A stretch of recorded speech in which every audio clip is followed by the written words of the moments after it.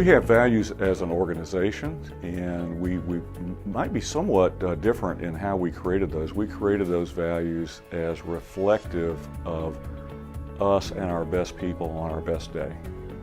We sat down and thought through that. We even used people, their identity, their names in a meeting to go through and list on the board, how did these people behave on their best day? And so we took that approach as it being reflective as opposed to trying to create something new or too big of a stretch from who we are and what we're really good at and who we attract.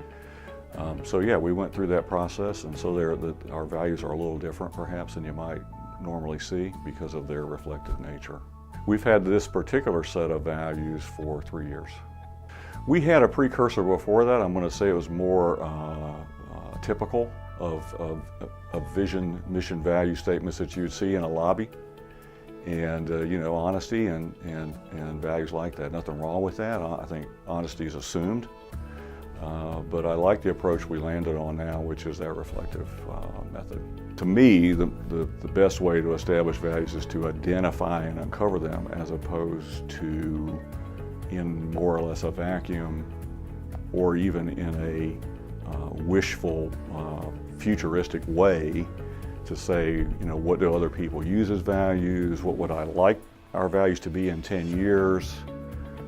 I really would recommend that you talk about your best people on their best day. Values are relatively static, but it doesn't mean they have to be absolutely static. In 5 years, you might add or subtract something that's more appropriate for you at that time. But I really would consider that reflective concept.